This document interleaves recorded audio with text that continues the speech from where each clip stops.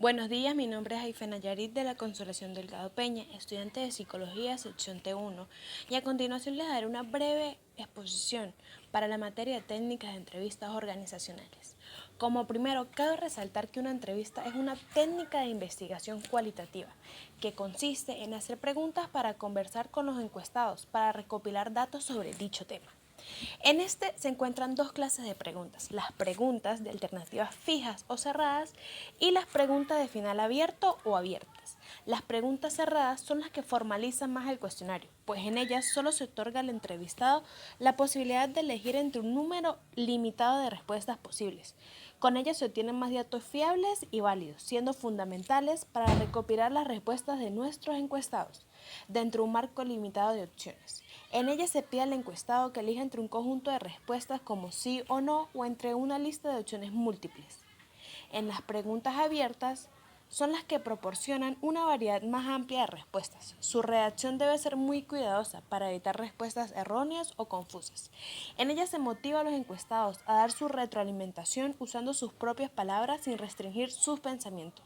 Su objetivo es conocer expectativas y puntos de vista del trabajador sobre aspectos de interés para la organización, partiendo de sus experiencias personales y laborales. En este instrumento también está presente la comunicación no verbal. El entrevistador debe prestar atención para interpretar lo que el entrevistado no sea capaz de decir con palabras, sino con acciones no verbales. Algunas de las preguntas que se encuentran en la serie de cerradas está: ¿te gusta trabajar con nosotros? Sí o no. ¿Has estado estresado últimamente? Sí, no lo sé o no. ¿Y qué tan satisfecho estás con tu trabajo actual? Muy satisfecho, algo insatisfecho o muy insatisfecho. Y en las preguntas abiertas encontramos preguntas como: cuéntanos tu experiencia con nuestra empresa hasta ahora. Comparte con nosotros qué te preocupa y qué esperas de tu trabajo actual. Para finalizar con esta parte de la exposición, resumimos que la fiabilidad de datos es alta en las preguntas cerradas y baja en las preguntas abiertas. La efectividad del uso del tiempo es alta en las preguntas cerradas y baja en las preguntas abiertas. La precisión de los datos es alta en las preguntas cerradas y baja en las preguntas abiertas. La amplitud y profundidad es poca en las preguntas cerradas, pero es muy alta en las preguntas abiertas. Las habilidades para entrevistar es muy poca en las preguntas cerradas y es mucha en las preguntas abiertas. Y por último, la facilidad de análisis en las preguntas cerradas es muy fácil, mientras que en las preguntas abiertas es un poco complicado.